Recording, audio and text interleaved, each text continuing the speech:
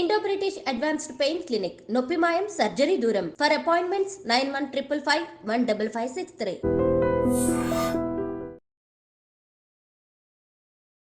నమస్తే, welcome to I dream inside politics with కవిత.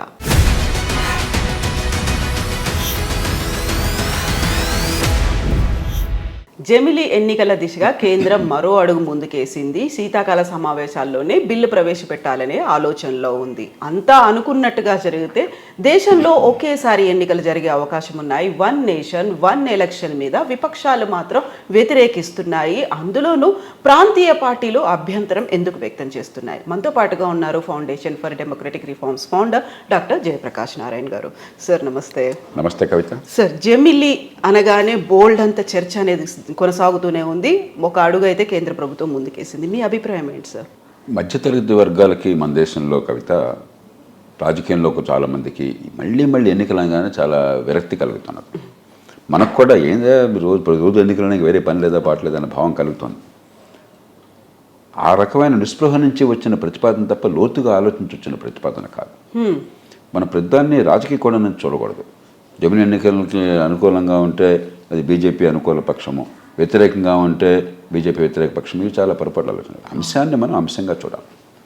మనకి సాక్ష్యాలు ఏం చెప్తున్నాయి, తర్కం ఏమిటి, ప్రపంచానుభవం ఏమిటి, దీనివల్ల మన దేశం ఉన్న పరిస్థితుల్లో వచ్చే పర్యవసనాలు మంచివా చెడువా ఎట్లా ఉంటాయి అలా ఆలోచించాలి తప్పితే ఏదో మోదీ గారు చెప్పారు కాబట్టి ఒప్పుకున్నామని ఒకళ్ళు, ఆయన చెప్పాడు కాబట్టి వ్యతిరేకిద్దామని మరొకళ్ళు, ఈ గందరగోళం నుంచి బయటపడాలి.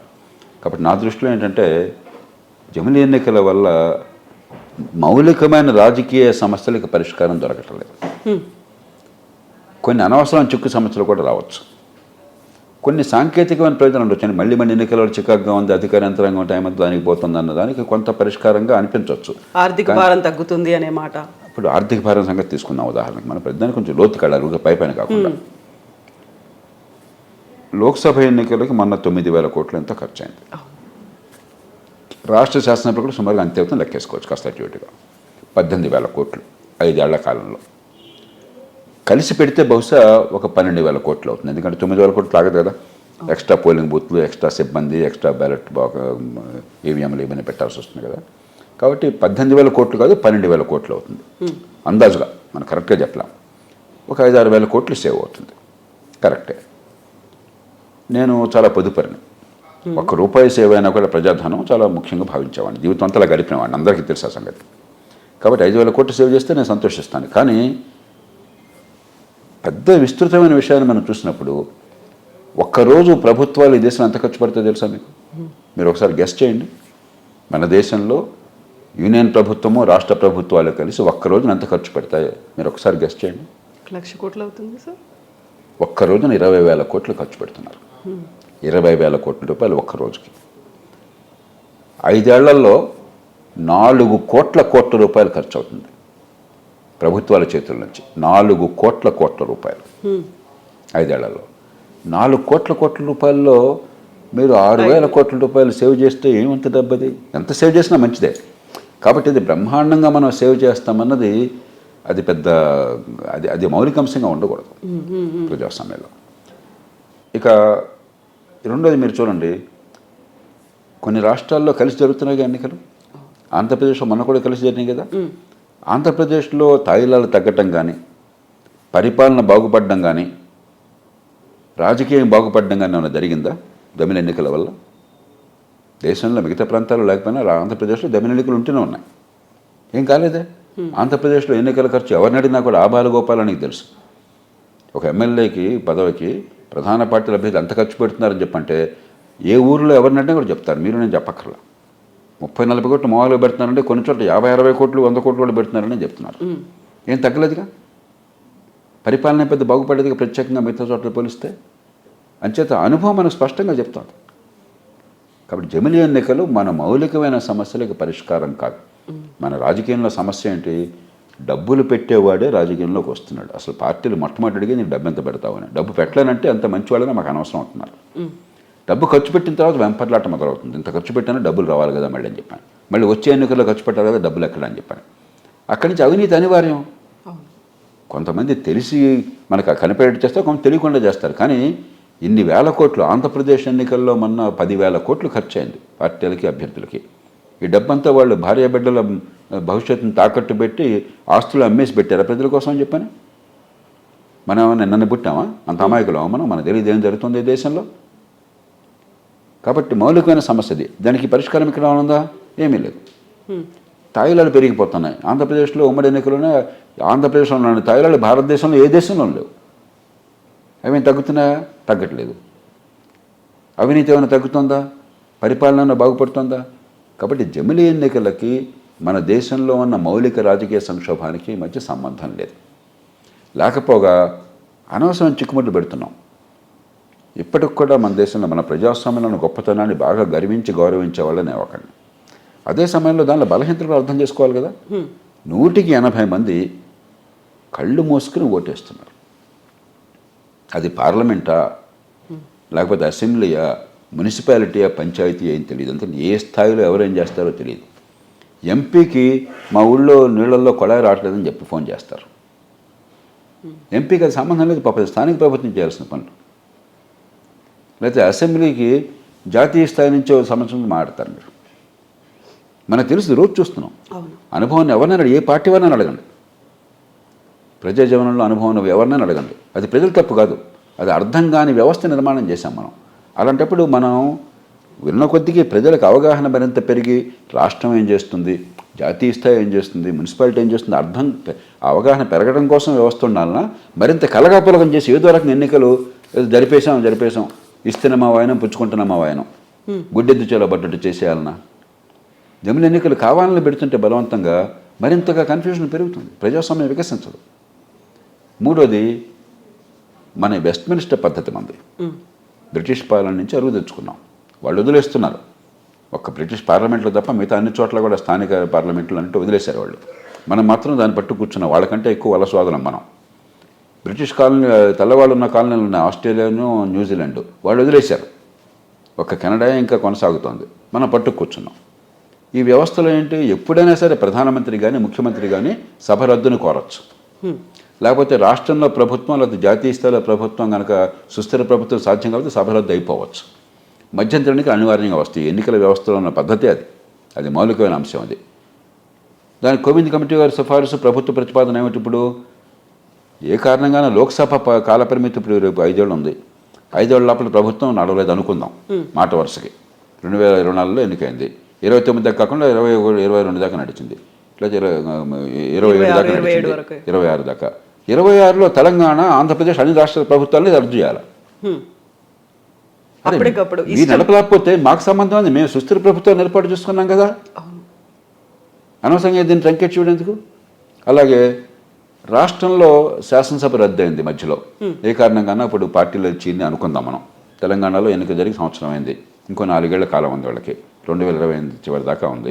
2026లో ప్రభుత్వం పడిపోయింది అనుకున్నా. పడిపోవాలని కోరుకుని కానీ చెప్పాము. నేను వాదన కోసం చెప్తాను, మాట వరుసగా చెప్తున్నాను. అయిపోయింది.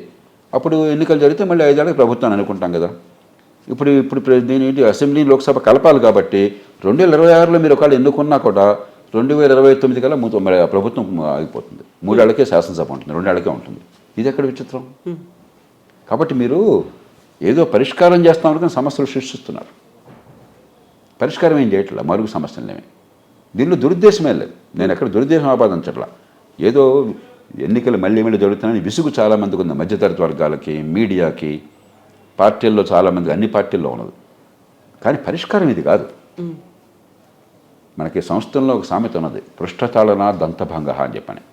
బాగా పంటి నొప్పి వచ్చి వైద్యుడి దగ్గరికి పోతే వాడు బాగా నుంచో అని చెప్పిన వీపు మీద చాచి తన్నాడు అనుకోండి, నడుము విరుగుతుంది కానీ పన్ను దెబ్బ తగ్గుతుందా?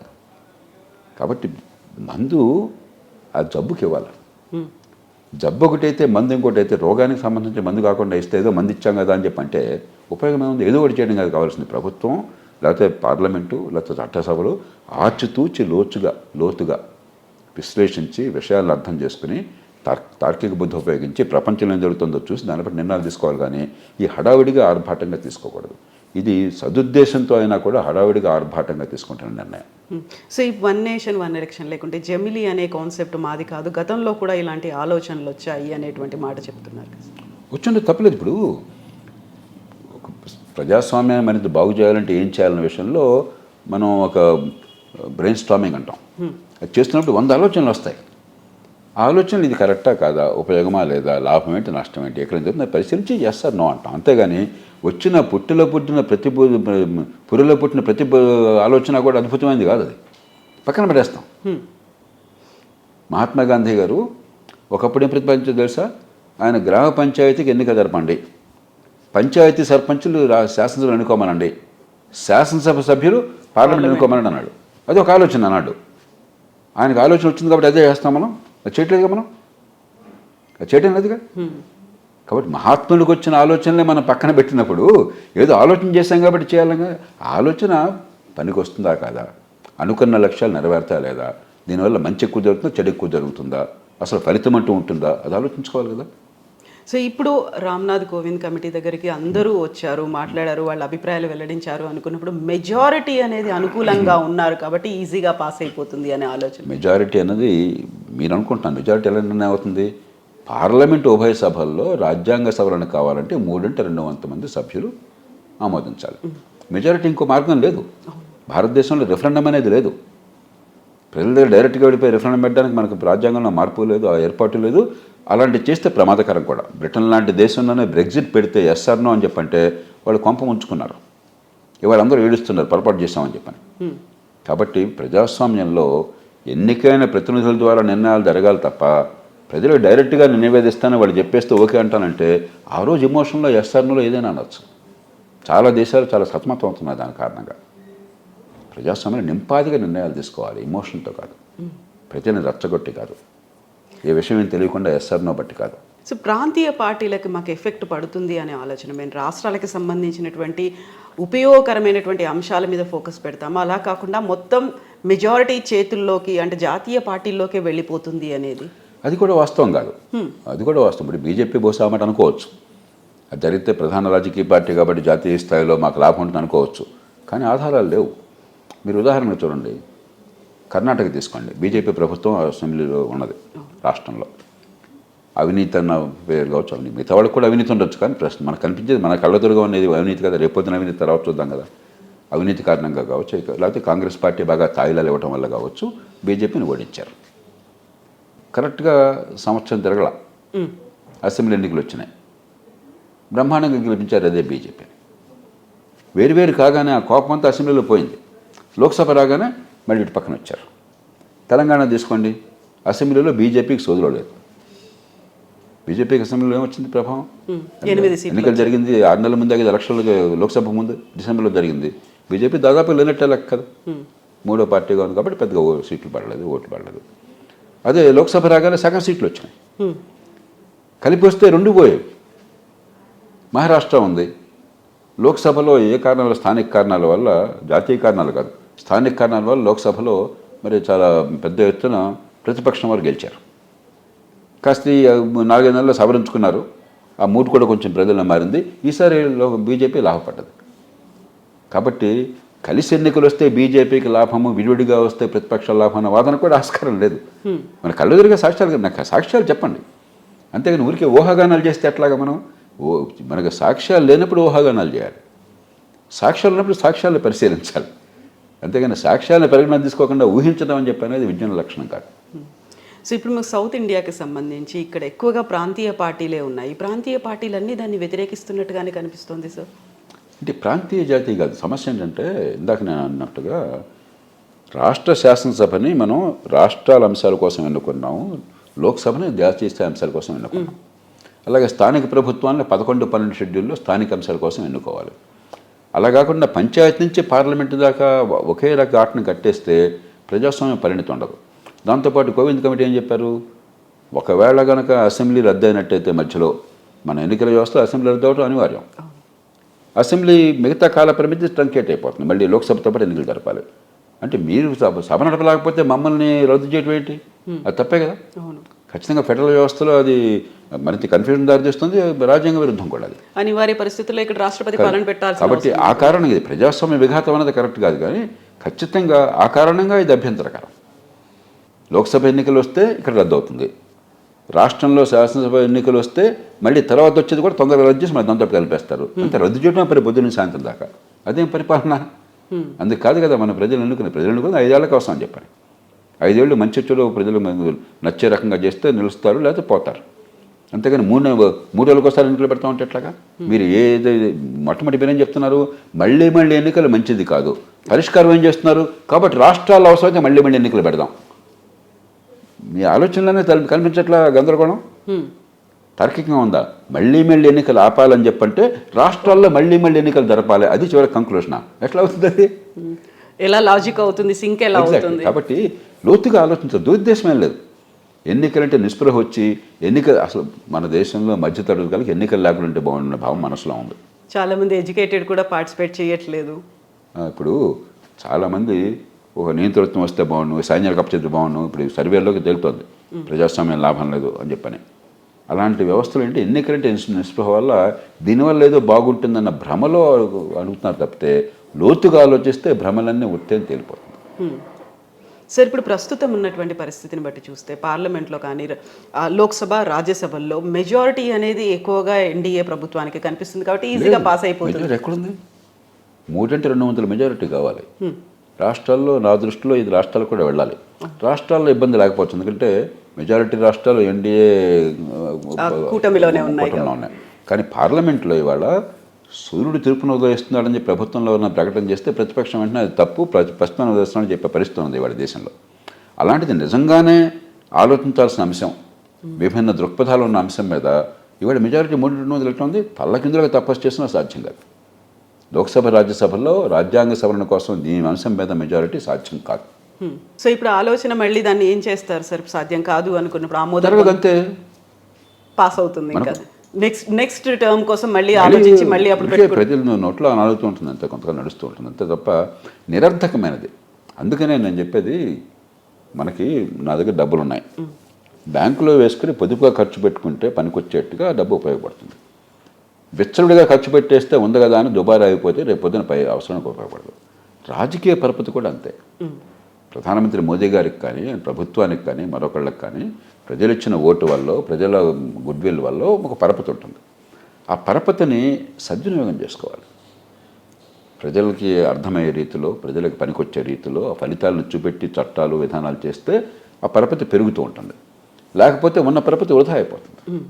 పొలిటికల్ క్యాపిటల్ అంటాం, పొలిటికల్ క్యాపిటల్ అంతా వేస్ట్ అయిపోతుంది. అదే మంచి పనులు చేయాల్సిన దేశంలో చాలా ఉన్నాయి, ఆచరణ సాధ్యమైనవి, అవసరమైనవి చాలా ఉన్నాయి. ఇది వివాదాస్పదమైనది, పెద్ద ఫలితాలు లేవన్నది నేను ఇప్పుడు స్పష్టంగా చెప్తాను. పోసుకొచ్చినట్టుగా నాకేమీ ఈ పార్టీ ఆ పార్టీ గొడవ లేదు. బీజేపీ కనుక దేశ ప్రయోజనాలకు మంచిగా చేస్తే ఇది మంచిది, ఈ కారణాలుగా సమర్థిద్దాం.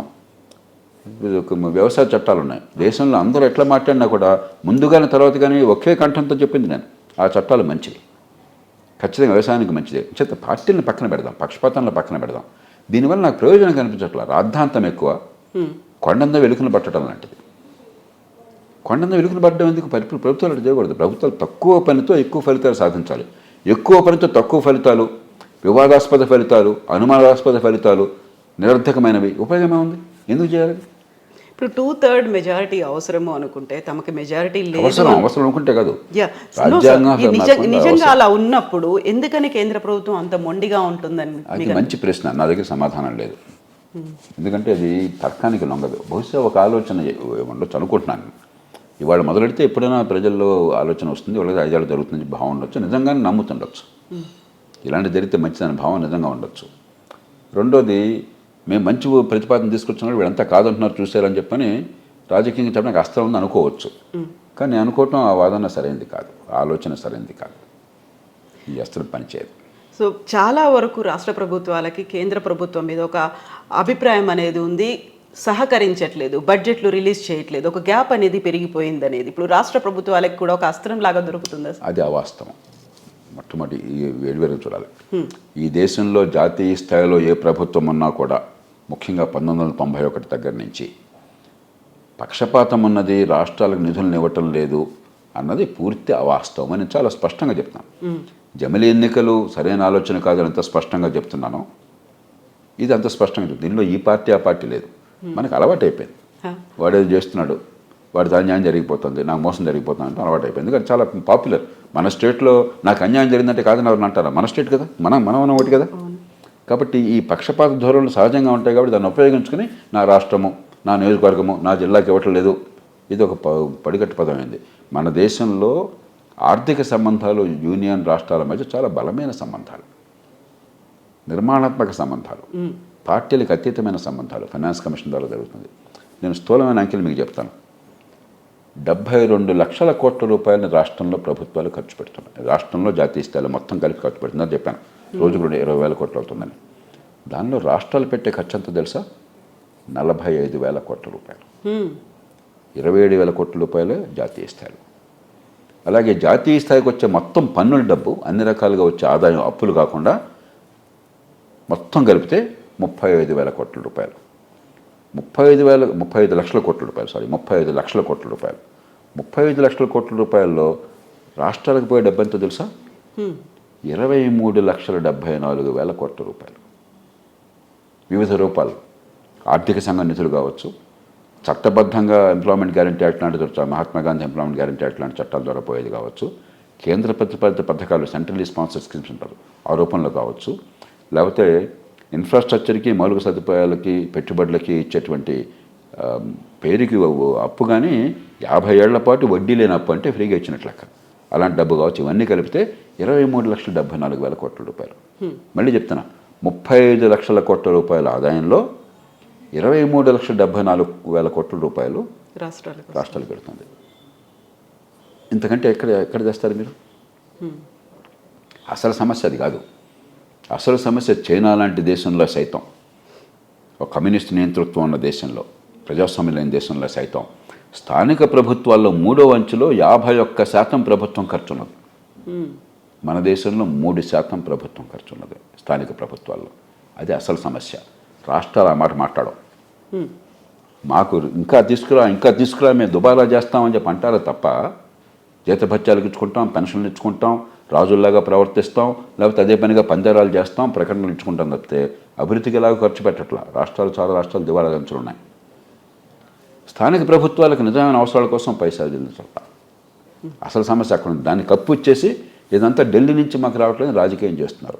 కాబట్టి దీనిలో నేను వాస్తవాలు చెప్పాను మీ దగ్గర, ఎవరైనా వెరిఫై చేయొచ్చు. నేను చెప్పిన ఎక్కడ రహస్యమే కాదు. గూగుల్ చేస్తే బడ్జెట్లో వివరాలన్నీ వస్తాయని చెప్పిన బడ్జెట్లో అంకెలు. సార్, ఇక్కడ నుంచి ఇంకొక వివక్షకి సంబంధించి పక్షపాతంగా చూస్తున్నారు అన్నదానికి, సౌత్ ఇండియన్ స్టేట్స్ అనేది మేము ₹1 మేము కేంద్రానికి పెడితే మాకు రివర్స్ 40 పైసలే వస్తుంది, అదే ఉత్తరప్రదేశ్, బీహార్ చూస్తే వాళ్ళకి 70 పైసలకు పైగా వస్తుంది అనే మాట కూడా నినాదంగా మారింది. దానికి ఇది మనం కొంచెం ఇప్పుడు కూడా తొందరపడి మాట్లాడదు. ఇందాక అన్నా కదా, మా జిల్లాకి ఎక్కువ రావాలి, మా రాష్ట్రానికి రావాలి, మా ఊరికి రావాలంటే ఎవరో కాదనరు. కాబట్టి ఇది ఒక లేజీ అండ్ ఈజీ ఆర్గ్యుమెంట్స్. కొంచెం లోతుకెళ్ళండి. మనకంటే పశ్చిమ రాష్ట్రాలకు నిజమైన సమస్య వాళ్ళ మాట్లాడట్లా. దక్షిణాది రాష్ట్రాల కంటే మహారాష్ట్ర దగ్గర ఎక్కువ డబ్బు పోతుంది, తిరిగి తక్కువ వస్తుంది. గుజరాత్ నుంచి ఎక్కువ పోతుంది, తిరిగి తక్కువ వస్తుంది. అది మనం మాట్లాడట్లా. అదే దక్షిణాది రాష్ట్రాలు అంటే, దక్షిణాది ఉత్తరాది అంటే పొలిటికల్గా బాగుంటుంది అనుకుంటున్నాం. ఫస్ట్ ఆఫ్ ఆల్ దక్షిణాది ఉత్తరాది కాదు. ఇది సంపన్న రాష్ట్రాలు, అట్టడుగులు ఉన్న రాష్ట్రాలు. ఎలాగైతే సమాజంలో కొన్ని వర్గాలు కాస్త పైన ఉన్నాయి, కొన్ని వర్గాల కింద మనం ఏం చేస్తున్నాం, అణగారిన వర్గాలకు అదనంగా సాయం చేస్తున్నాం. అలాగే కొన్ని ప్రాంతాలు మరింత పేదరికంలో ఉంటే దేశం అంతా నష్టం. కాబట్టి కొన్ని ప్రత్యేక ప్రయత్నాలు జరుగుతున్నాయి. ఆ రకంగా చూడాలి. ఆ రకంగా చూస్తే మీరు తలసరిగా ప్రభుత్వాలు పెట్టే ఖర్చు దక్షిణాది రాష్ట్రాలు, పశ్చిమ రాష్ట్రాల్లో బీహార్తో పోలిస్తే, ఉత్తరప్రదేశ్తో పోలిస్తే 2-3 రెట్లు ఉన్నది. ఆ ఖర్చు ఎందుకు పోతుంది? మౌలిక సదుపాయాలకి. మరి ఎల్లకాలం బీహార్, ఉత్తరప్రదేశ్, మరి కొన్ని పేద రాష్ట్రాలు పేదరికంలో మగ్గిపోతుంటే ఈ దేశం బతుకుతుందా? ఒక స్థాయికి రావాలి కదా. ఈ వాదనని మీరు కొంచెం కొనసాగించారనుకోండి, హైదరాబాద్ నగరానికి ఎప్పుడు మిగులు ఉంటుంది. మహానగరం కాబట్టి ప్రభుత్వం ఖర్చుకు ఆదాయం కంటే తక్కువ ఉంటుంది, ఆదాయంలో మిగులు ఉంటుంది. అంటే హైదరాబాద్ నుంచి మీకు వనపర్తికి పంపించకూడదు, మహబూబ్నగర్కి పంపించకూడదు, కరీంనగర్కి పంపించకూడదు, హుస్నాబాద్కి పంపించకూడదు. మళ్ళీ కరీంనగర్ టౌన్కి కొంత మిగులు ఉంటుంది. కరీంనగర్ నుంచి మళ్ళీ ఆ జిల్లాలోనే పక్కన ఉన్నటువంటి మండలానికి పంపించకూడదు. ఇదా మన ఆలోచన? ఈ ఆలోచన మీరు ఎక్స్టెండ్ చేయండి లాజిక్ని. అంచేత ఈ దేశ సంపదలు అందరికీ వాటా ఉన్నది. కొద్దిగా మనం మొగ్గు చూపెట్టిన మరీ అధ్వాన సదుపాయాలు అంటే దేశం నష్టపోతుంది. అక్కడ నష్టపోయి అక్కడి నుంచి మరి హైదరాబాద్లో ఇప్పుడు మామూలు పని చేయడం కోసం వచ్చే వలస కార్మికులంతా ఎవరు ఎక్కడి నుంచి వస్తున్నారు? అక్కడి నుంచి వస్తున్నారు. మరి మీరు ఈ పరిశ్రమ ఉంది ఇక్కడ, ఈ పరిశ్రమ ఎందుకని సక్సీడ్ అవుతుంది? దేశం అంతా ఒక మార్కెట్గా ఉంది కాబట్టి. బీహార్ వాళ్ళు కొంటున్నారు, యూపీ వాళ్ళు కొంటున్నారు, కాశ్మీర్ వాళ్ళు కొంటున్నారు, పంజాబ్ వాళ్ళు కొంటున్నారు. కాబట్టి అందుకని ఎన్నికల కోసం అని చెప్పిన ఈ కులం పేరుతోనో మతం పేరుతోనో ప్రాంతం పేరుతోనో రచ్చ చేయటం అన్నది మంచిది. మన ప్రజలను మనం కాపాడుకుందాం, దానికోసం కొంచెం చాలా తెలివిగా వ్యవహరిద్దాం. అంతేగాని ఇతరులకే దోచిపెడుతుంటే వాళ్ళేం బాగుపడ్డారండి, వాళ్ళేం బాగుపడ్డారు. కాబట్టి ఇది అవాస్తవమైంది. కానీ ఈ వాదన చాలా తేలిక, జనం చప్పట్లు కొట్టేసారు, ఓ కాయరాజా కాయ అని చెప్పినట్టుగా ఉంటుంది. నాయకత్వంలో ఉన్నవాళ్ళు ప్రజలకి కొన్ని అప్రియమైన సత్యాలను చెప్పగలగాలి. అన్ని చప్పట్లు కొట్టే మాట్లాడే మనకు అన్యాయం జరుగుతుందిరా, మనూరికి అన్యాయం జరిగిపోతుందంటే ఓ లేచిపోతారు.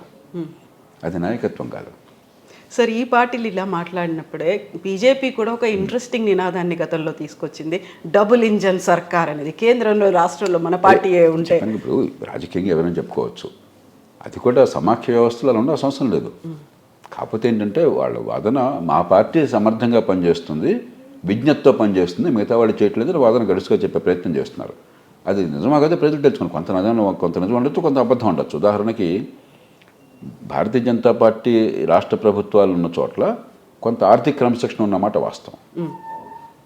మీరు ఏ రాష్ట్రమైనా చూడండి, భారతీయ జనతా పార్టీ ఉన్న రాష్ట్రాలు లేని రాష్ట్రాల్లో తేడా కనిపిస్తుంది. ఆర్థిక ఒక్క ఒరిస్సా మినహాయిస్తే, ఒరిస్సాకి నవీన్ పట్నాయక్ గారి ఆధ్వర్యంలో ఆయన పార్టీ విద్యుతంతాలను జరుగుతూ అక్కడ ఆర్థిక క్రమశిక్షణ. కానీ మొత్తం మీద ఏంటంటే బీజేపీయేతర పక్షాలు, ముఖ్యంగా ప్రతిపక్ష కూటమికి చెందిన పక్షాల్లో చాలా రాష్ట్రాల్లో, అధికార పక్షానికి చెందిన కూటమి వాళ్ళైనా సరే కొన్ని రాష్ట్రాల్లో, ఆంధ్రప్రదేశ్ అధికార పక్షానికి చెందిందే కదా, ఆర్థిక క్రమశిక్షణ లేదు. కాబట్టి బీజేపీ దాన్ని ప్రత్యక్షంగా, ఆ మాట ప్రత్యక్షం చెప్పుకుంటే బాగుంటుంది కదా. అది ప్రజలకు అర్థం కాదు. వాళ్ళ దృష్టి ఏంటంటే అదే సమస్య, మన ప్రజలకు అర్థం కాదు కాబట్టి ఇలా చెప్పేస్తే అది అయిపోతుంది, ఎమోషనల్గా ఒకటి కనెక్ట్ అలా తప్పితే మన ఫెడరల్ వ్యవస్థలో జాతీయ స్థాయిలో ఏ పార్టీ ఉన్నా, రాష్ట్రంలో ఏ పార్టీ ఉన్నా వివక్ష లేదు, ఉండకూడదు. మేము సమర్థంగా చేస్తాం, వాళ్ళు చేయలేకపోతామని చెప్పడం కోసం దాన్ని ఆ ఉపమానాన్ని వాడుతూ ఉండొచ్చు అంతే. సో దేశవ్యాప్తంగా ఇంత చర్చ జరుగుతోంది, సాధ్యాసాధ్యాల గురించి కేంద్ర ప్రభుత్వం కూడా ఒక డెసిషన్ అనేది తీసుకొని ఉంటుంది కదా, వాళ్ళకు కూడా ఒక ఆలోచన ఉంటుంది. ఇప్పుడు జమిలీ ఇవన్నీ మనకు తెలిసినవన్నీ వాళ్ళకి తెలుసు. పార్లమెంటు సంఖ్యాబలం వాళ్ళకి తెలీదా? 3/2 మెజార్టీ సార్ తెలియదని తెలీదా? కాబట్టి దీనిలో రహస్యం ఏం లేదు. కాకపోతే జరిగితే బాగుంటుంది, రేపైనా ఇవాళ రేపైనా జరుగుతుందేమో ఆస్తి కావచ్చు, లేకపోతే మేము మంచి ప్రతిపాదన చేస్తే వాళ్ళు కాదంటున్నారని ప్రజలకు చెప్పడానికి గడుస్తాను కావచ్చు. అంతే తప్ప ఇది జరుగుతుందనే ఉద్దేశంతో జాతీయ స్థాయిలో క్యాబినెట్ అనేది తీసుకున్నది ఎవరు అనుకోవట్లేదు. సో ఇది పాస్ అవ్వదు, కేంద్ర లోక్సభలో రాజ్యసభలో అసలు పాస్ కాదు. నాకు అర్థమైన మేరకు ఇది సాధ్యమే కాదు, అవసరమూ లేదు. సార్, మీరు ఇప్పుడు ఒక మాట అన్నారు, మన ప్రజాస్వామ్యానికి సంబంధించి దేశంలో డిఫరెంట్ ఒపీనియన్స్ ఉన్నాయి అనుకుంటారు. నియంతృత్వం వస్తే బాగుండేది, మిలిటరీ వస్తే బాగుండేది, ఇలాంటి ఆలోచనలు ఉన్నప్పుడు వేరే రీసెంట్గా జరుగుతున్నటువంటి బంగ్లాదేశ్ ఇన్సిడెంట్, గతంలో మనం ఆఫ్ఘనిస్తాన్ని కూడా చూసాము, శ్రీలంక చూసాం. ఇవన్నీ చూసిన తర్వాత బంగ్లాదేశ్ అనగానే అది ఇమ్మీడియట్గా పశ్చిమ బెంగాల్ మీద ఎఫెక్ట్ పడుతోంది అనేది, ఇక్కడ ఉన్నటువంటి హిందువుల మీద కూడా అటాక్ చేస్తున్నారు అనేది ఏం జరుగుతోంది సార్? అందుకే దానికంటే ముందు మనకు ఎన్ని లోపాలున్నా కూడా మనం ఒక బలమైన ప్రజాస్వామ్యంలో ఉన్నామని గర్వపడాలి. ఎన్నికల్లో ప్రజలు స్వచ్ఛందంగా ఓటేస్తున్నారు, పెద్ద ఎత్తున ఓటేస్తున్నారు, నిరుపేదలు మరింత బాగా ఓటేస్తున్నారు. వెనకాలంతా గందరగోళం ఉన్న ఓట్ల కొనుగోలంతా ఎన్నికల పోలింగ్ బూత్ బయట ఉంది, కానీ పోలింగ్ లోపల మాత్రం ఎన్నికల నిర్వహణ చాలా సమర్థంగా నిజాయితీగా జరుగుతుంది. కాకపోతే మళ్ళీ ఈవీఎం వద్దు, బ్యాలెటే కావాలి. మీరేనేం చెప్పుకొని ఇచ్చేవి మాట ఏదని చెప్పచ్చు, నిజాన్ని అబద్ధం చేయొచ్చు, అబద్ధాన్ని చేయొచ్చు. కానీ ఏ రకంగా మీరు చూసినా కూడా ఈవీఎంలో మోసం జరుగుతుంది అన్నది పచ్చి అవాస్తవము. మీరు గెలిస్తే ఎన్నికలు బాగా జరిగినాయి, మీరు ఓడిపోతే ఎన్నికలు బాగా జరగలేదని చెప్పిన వాదన బోటకపోవాదన అవుతుంది. ఇక అంతకంటే ఎక్కువ మాట్లాడక్కర్లా, వాస్తవాలు చెప్తే అక్కడ ఖచ్చితంగా మన దేశంలో ఎన్నికలు నిర్వహణ వరకు బయట జరిగేది వేరు. ఎన్నికల్లో ఓట్ల కోసం డబ్బులు ఇచ్చేది, తాయిలాల దీపనగా చేసేది, కులం మొత్తం తీసుకొచ్చి అంత తప్ప నేను రోజు పోరాడుతున్నాను. ఇవాళ కూడా కొంత ప్రత్యేక పరీక్ష మాట్లాడాను, అది వేరు. ఏ ఓటరు కూడా స్వచ్ఛందంగా ఓటేస్తున్నాడు, కానీ తుపాకీ పెట్టి ఎవరిని ఓటేయించట్లా. ఆ ఓట్లన్నీ నిజాయితీ లెక్కెడుతున్నారు, నిర్ధారిస్తున్నారు ఎవరు గెలిచారు, అందరూ ఒప్పుకుంటున్నారు, శాంతియుతంగా అధికారం మారుతుంది. అది గొప్ప విషయం. కాబట్టి ఆ విషయం అంతవరకు మనం మిగతా దేశాలకి, ముఖ్యంగా వర్ధమాన దేశాలకి మనం తలమానికం. కానీ అది చాలదు. ప్రజాస్వామ్యం పరిణతి చెందాలని చెప్పంటే అది చాలదు. ప్రజలు ఎందుకు ఓటేస్తున్నామో అర్థం కావాలి, అవగాహన ఉండాలి, ఓట్లకు డబ్బులు ఖర్చు పెట్టే సంస్కృతి పోవాలి, రాజకీయ అవినీతి పోవాలి, అధికార వికేంద్రీకరణ రావాలి, పార్టీల ప్రజాస్వామ్యీకరణ రావాలి. చట్టబద్ధ పాలన కావాలి. ఇవన్నీ లోపాలు ఉన్నాయి మనకి, కానీ బలాలు ఉన్న లోపాలు ఉన్నాయి. కానీ మనకంటే మనకున్నారు బంగ్లాదేశ్ వాళ్ళు. అక్కడ దురదృష్టం ఏంటంటే నిజంగా 15 ఏళ్లలో షేక్ హసీనా ఆర్థిక వ్యవస్థ వరకు మంచి ప్రయత్నం చేసి కాస్త ఆర్థికంగా బంగ్లాదేశ్ మనకంటే ఎక్కువ తలసరి ఆదాయం ఉన్నది. ఇప్పుడు కొంచెం ఈ మధ్య ఏమైనా మారుతుందని తెలియదు, ఇటీవల దాకా. ఎందుకంటే కొంచెం వేగంగా పెరిగింది. మన దేశం నుంచి కూడా పెట్టుబడులు చాలా వెళ్ళినాయి. మన పారిశ్రామికవేత్తలు పెట్టుబడులు చాలా పెట్టారు. వస్త్ర పరిశ్రమలో మనతో పోలిస్తే చాలా చిన్న దేశం అయినా కూడా మనకంటే ఎక్కువ ఎగుమతులు చేస్తారు వాళ్ళు. మన పత్తి మనవాళ్ళు పెట్టే పెట్టుబడి. కానీ వాళ్ళు కొంచెం విజ్ఞతతో చేశారు. మనం మూర్ఖంగా పరిశ్రమ పెద్దది కాకుండా లేబర్ లాస్ చెత్త చెదారం పెట్టి మనం ఉపాధి కల్పించకుండా ఉత్పత్తి పెరగకుండా ఆపుకుంటున్నాం, మన తప్పది. కాబట్టి ఆర్థికంగా బాగా చేస్తుంది. కానీ మనకి రాజకీయంగా ఏమైందంటే కాలక్రమేణా ఆవిడ చాలా బాధ అనిపించింది. ఆమె తండ్రిని కుటుంబంలో అందరినీ ఈవెన్ ఒక్కరిని ఇంకొకళ్ళు మినహాయించి అందరినీ చంపేశారు. 1975లో ఆగస్టు నెలలో దారుణంగా చంపేశారు. జూన్ నెలలో అనుకుంటున్నాను, ఆగస్టు 15కి ఒక రోజు ముందో ఎప్పుడో 1975. తర్వాత కూడా ఈవెన్ మళ్ళీ హింసలు పెట్టారు ప్రతిపక్షం ఉండగా. కసి పెరిగిపోయింది. దాంతో నిరంకుశత్వంగా ప్రవర్తించడం, మరి అక్కడి నుంచి పర్యవస్థానం ఇట్లా రావటం, 15 ఏళ్ళు అవిచ్ఛిన్నంగా రాజ్యాధికారం ఉన్నప్పుడు. కాబట్టి ప్రజాస్వామ్యంలో రాజకీయంలో ఈ కసి, కక్ష, పగ దీనికి దూరంగా ఉండాలి. పెద్ద మనసు చేసుకోవాలి. ఉదాహరణకి 1975 నుంచి 77 దాకా దేశంలో మహామహులైన ప్రతిపక్ష నాయకులందరినీ జైల్లో పెట్టారు. లోక్ నాయక్ జేపీ, అటల్ బిహారీ వాజ్పేయి, మొరార్జీ దేశాయ్, చరణ్ సింగ్, జార్జ్ ఫెర్నాండెస్ అయితే ప్రాణాలు తీస్తారనుకున్నారు. ఇలా ఎంతోమంది జైల్లోకి పోయారు. 77లో వీళ్ళందరూ కూడా కొంతమంది జైల్లో ఉండి గెలిచారు, కొంతమంది జైలు నుంచి బయట రాగానే గెలిచారు. ఇందిరాగాంధీని ఓడించారు, వీళ్ళు అధికారంలోకి వచ్చారు. కసి చూపెట్టే ప్రయత్నం చేసినప్పుడు నష్టపోయారు. అంత జరిగిన తర్వాత కూడా ప్రధాన న్యాయమూర్తి ఎవరు కావాలని చెప్పంటే ఇందిరాగాంధీ చేసినట్టుగా మనం చేయకూడదు. మొరార్జీ దేశాయ్ దగ్గర పట్టుబట్టి తప్పు తీర్పు గతంలో ఇచ్చాడు ADM Shukla versus ADM Jabalpur habeas corpus కేసులో. అయినా కూడా జస్టిస్ వైవి చంద్రచూడ్ మన రిటైర్ అయినటువంటి ప్రధాన న్యాయమూర్తి తండ్రి, ఆయన తప్పు తీర్పు ఇచ్చినా కూడా ఆవిడ చేసిన తప్పు మనం చేయకూడదు అని చెప్పిన స్త్రీని మోసం చేశాడు. కక్ష సాధించకూడదు అని చెప్పని. అది ప్రజాస్వామ్యంలో సరైన లక్షణం. అంతేగాని ఓడిపోయిన వాడి మీద మీరు కక్ష తెచ్చుకోవటం, పగ తెచ్చుకోవటం అని చెప్పనేది సరైనటువంటి సంస్కృతి కాదు. ఆవిడ ఆ పద్ధతి చూపెట్టింది, ఆ కక్ష తెచ్చుకోవడం అని చెప్పనేది. చివరికి దానివల్లే బలైంది. మరి దేశానికి కూడా మంచిది కాదు. అధికారం ఓటు వల్ల శాంతియుతంగా మారాలి, బలమైన ప్రతిపక్షం ఉండాలి. కానీ మీరు రోడ్డు మీద భయపెట్టేసి తిట్టి కొట్టి దాడులు చేసి మీరు దేశ ప్రధానమంత్రిని దేశం నుంచి పంపించేస్తే దేశం అల్లకల్లోలం అవుతుంది. మంచి కంటే చెడు ఎక్కువ జరుగుతుంది. సో ఆ పరిస్థితి మన మీద ఏమైనా ఇంపాక్ట్ చూపిస్తుందా సార్? మన మీద ఇంపాక్ట్ ఉండదు, కానీ మనకు ఒక మిత్ర దేశం అది. ఏ పార్టీ భారతదేశంలో అధికారంలో ఉన్నా, ఏ పార్టీ బంగ్లాదేశ్లో అధికారంలో ఉన్నా కూడా ఈ రెండు దేశాల మధ్య ఉన్న సంబంధాలు, ఆర్థిక సంబంధాలు కానీ భౌగోళిక సంబంధాలు కానీ అనివార్యమైనటువంటివి. మరి భారతదేశం కూడా చాలా ఉదారంగా వ్యవహరించింది. మనకు భూములు ఏంటంటే సరిహద్దు నిర్మాణం చేసేటప్పుడు బంగ్లాదేశ్కి మనకి మధ్య, ఆనాడు ఈస్ట్ పాకిస్తాన్కి మనకి మధ్య ఇలా గీత అట్లా ఉండదు. కొన్ని చోట్ల భారత భూభాగం బంగ్లాదేశ్లోకి వెళ్తుంది, కొన్ని చోట్ల బంగ్లాదేశ్ భూభాగం భారతదేశంలోకి వస్తుంది. మొన్న మరి నరేంద్ర మోదీ గారు ప్రభుత్వంలో షేక్ హసీనాతో కూర్చొని, బంగ్లాదేశ్ ప్రభుత్వంతో కూర్చొని గీతలాగా గీసేసి మా దేశం భూభాగం అక్కడ మేము వదిలేసుకుంటాం, మీరు మా దేశంలోకి వస్తే వదిలేసుకోండి చెప్పంటే మనం ఎక్కువ కోల్పోయాం భూమిని. మనం ఏమైనా ఉదారంగా వదిలేసాం. ఎందుకంటే సత్సంబంధాలు ఉండాలి, ఆర్థికంగా ఒక దేశంగా భావిద్దాం మనం. వాళ్ళు బాగుంటే మనకు మంచిది, మన అండ లేకుండా వాళ్ళకి బాగుండదు. ఆర్థికంగా మేము ఆధారపడిన దేశం అని చెప్పని. కాబట్టి బంగ్లాదేశ్ కనుక శాంతియుతంగా ఉండి, ప్రజాస్వామ్యబద్ధంగా ఉండి, అక్కడ మత వివక్ష అలాంటివి లేకుండా ఉండి, టెర్రరిజం లేకుండా ఉండి, ఆర్థికంగా పెరిగితే మనకి సంతోషం. అంచేత మనం ఆ మంచిని కోరుకుంటున్నాం. మరి పరిస్థితులు చక్కదిద్దుతారని చెప్పి ఆశిద్దాం. సో బంగ్లాదేశ్ తర్వాత వెస్ట్ బెంగాల్ మీద ఫోకస్ ఉంది. మీరు ఒకవేళ మా ప్రజల మీద, మా భూభాగం మీద కన్నేస్తే మేమేం లాలీపాప్లు తింటూ కూర్చోము అని వెస్ట్ బెంగాల్ సీఎం మమతా బెనర్జీ కూడా అంతే తీవ్ర స్థాయిలో రియాక్ట్ అయ్యారు. అంటే ఎలక్షన్ల కోసం మాట్లాడడం అంతను. అక్కడి నుంచి మనకు సమస్య ఒకటే ఉంటుందంటే కాంతిశీకులు వచ్చే అవకాశం ఉంటుంది. ముఖ్యంగా బంగ్లాదేశ్లో ఇప్పుడు మత కల్లోలాలను సృష్టించి ఈ జిహాదీ వర్గాలు ఉన్నాయి, అతివాద వర్గాలు, మత ఛాందస వర్గాలు, వాళ్ళందరినీ ఈ మధ్య రిలీజ్ చేశారని వాళ్ళు రిలీజ్ చేసినమాట వాస్తవము. షేక్ హసీనా వాళ్ళందరూ అరికట్టిన మాట కూడా వాస్తవం అంత. మరి వాళ్ళందరూ హిందువుల మీద దాడులు చేయటము, ఆ కారణంగా అక్కడ బంగ్లాదేశ్ నుంచి మనకి ఇక్కడ వలసలు వచ్చాయనుకోండి, మనది పేద దేశం, ఎంతమంది తట్టుకుంటాం. ఇప్పటికే 10 లక్షల మంది ఆ దేశం నుంచి గతంలో చాలా కాలం నుంచి వచ్చి మన దేశంలో వలస ఉన్నారని చెప్పి మనకి సాక్ష్యాలు ఉన్నాయి. కాబట్టి ఆ వలస వస్తారు అని చెప్పిన భయం. తర్వాత మంచి చెడు ఈ సంస్కృతి పరంపరల భాగస్వామ్యం, అక్కడున్న హైందవులకి ఏమవుతుందన్న భయం. స్వతంత్రం వచ్చినప్పుడు దేశ విభజన జరిగినప్పుడు 23% ఉన్నటువంటి హైందవులు ఇవాళ 7% పడిపోయారు. అక్కడ పాకిస్తాన్లో 15-18% వాళ్ళు 1% పడిపోయారు.